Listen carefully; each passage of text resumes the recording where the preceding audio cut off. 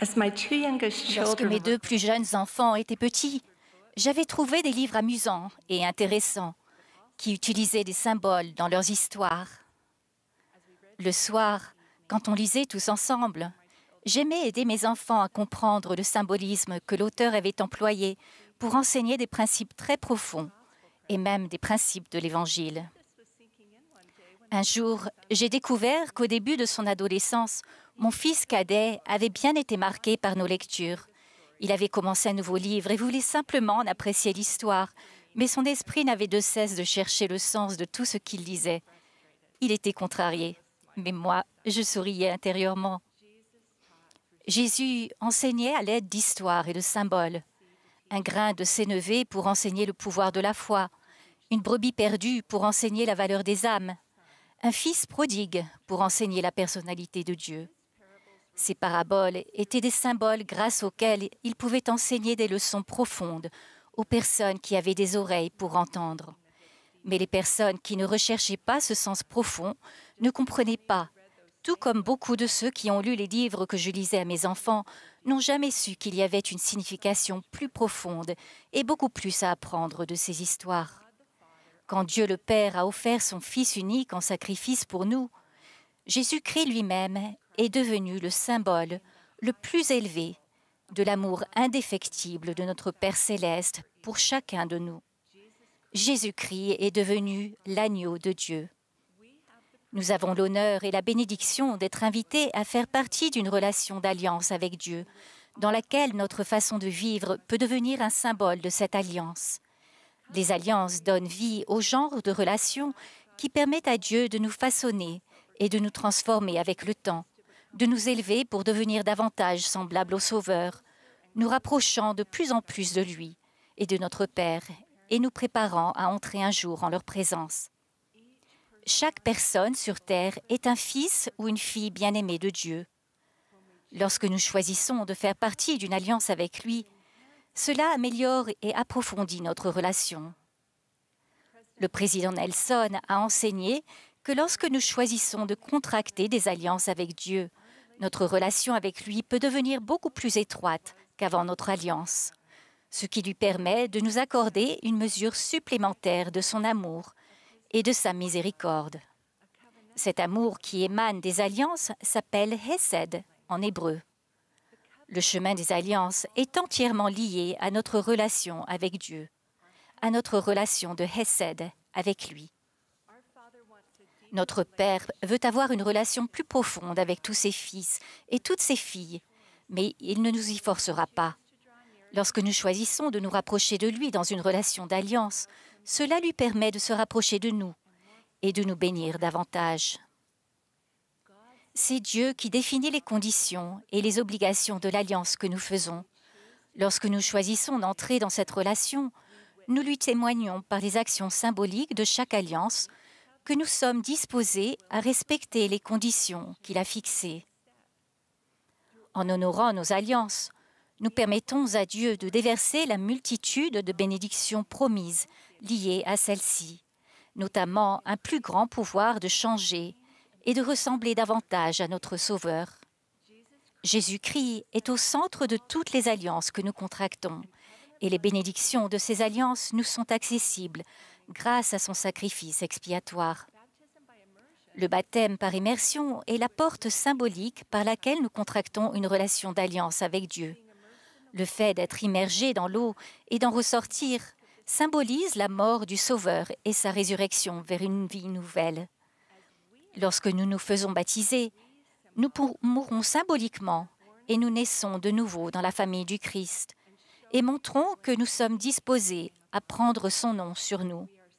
Nous incarnons nous-mêmes le symbolisme de cette alliance. Dans le Nouveau Testament, il est écrit « Vous tous qui avez été baptisés en Christ, vous avez revêtu Christ. » Par notre baptême, nous revêtons symboliquement le Christ. L'ordonnance de la Sainte Seine se rapporte également au Sauveur. Le pain et l'eau symbolisent la chair et le sang du Christ versés pour nous. Le don de son expiation nous est offert symboliquement chaque semaine, quand un détenteur de la prêtrise, représentant le Sauveur lui-même, nous tend le pain et l'eau.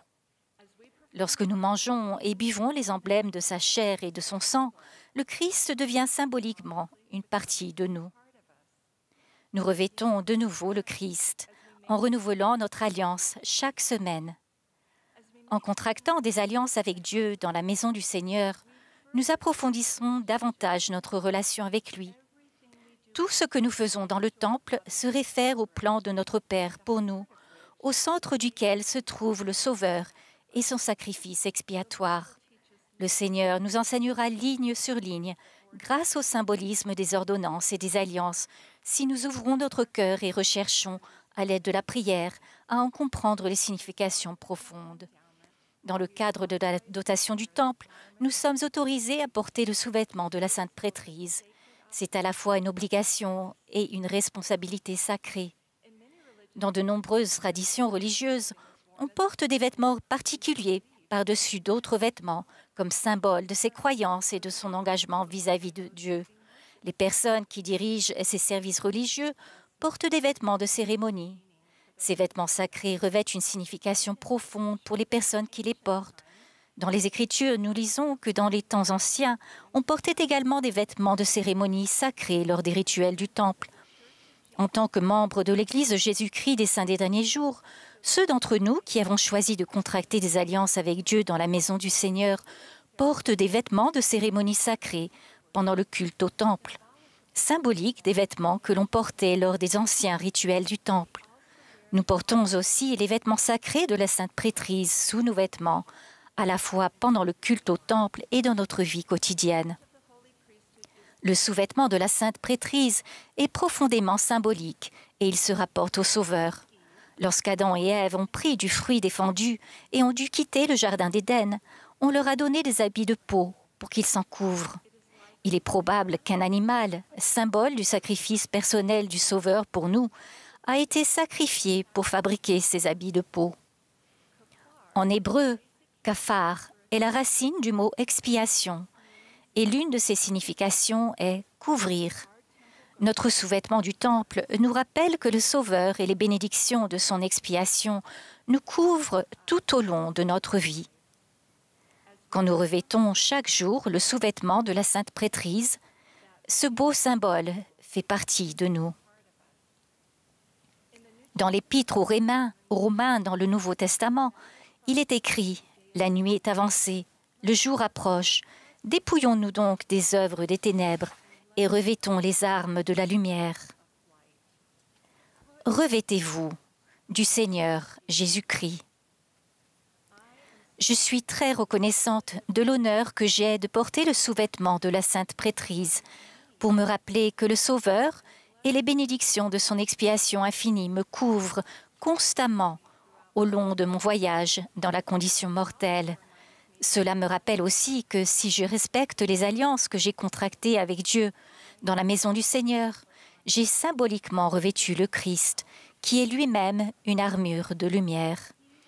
Il me protégera du mal, me donnera du pouvoir et une plus grande capacité, et sera ma lumière et mon guide dans les ténèbres et les difficultés de ce monde. Le sous-vêtement de la Sainte Prêtrise et sa relation avec le Christ ont une signification symbolique profonde et magnifique. Je pense que ma disposition à porter le sous-vêtement sacré devient mon symbole envers lui. C'est mon signe personnel envers Dieu et pas un signe pour les autres. Je suis vraiment reconnaissante pour mon Sauveur Jésus-Christ. Son sacrifice expiatoire pour nous est devenu le plus grand symbole de son amour infini et de celui de notre Père céleste pour chacun de nous, avec les symboles tangibles de cet amour et de ce sacrifice, les marques dans les mains, les pieds et le côté du Sauveur, qu'il a gardé même après sa résurrection. En respectant les alliances que j'ai contractées au Temple et mes engagements, y compris le port du sous-vêtement de la Sainte Prêtrise, ma vie elle-même peut devenir un symbole personnel de mon amour et de ma profonde reconnaissance pour mon Sauveur Jésus-Christ et de mon désir de toujours l'avoir avec moi. Si vous ne l'avez pas encore fait, je vous invite à choisir d'avoir une relation plus profonde avec Dieu en contractant des alliances avec lui dans la maison du Seigneur Étudiez les discours du prophète, y compris les beaux enseignements contenus dans les notes de bas de page de ces discours, présentes dans la plupart des discours de conférence. Cela fait des années qu'il parle des alliances, en particulier depuis qu'il est devenu président de l'Église. Dans ces enseignements, apprenez-en plus sur les bénédictions magnifiques et le pouvoir et la capacité accrue qui peuvent être les vôtres en contractant et en honorant des alliances avec Dieu. Le manuel général d'instruction déclare qu'il n'est pas requis d'être sur le point de partir en mission ou de se marier pour faire des alliances au temple. Il suffit d'avoir au moins 18 ans, d'avoir terminé l'enseignement secondaire ou l'équivalent et d'être membre de l'Église. Il est également requis de respecter des normes de dignité personnelle. Si vous désirez approfondir votre relation avec votre Père céleste et Jésus-Christ, en contractant des alliances sacrées dans la maison du Seigneur, je vous invite à vous rapprocher de votre évêque ou président de branche et à lui parler de votre souhait.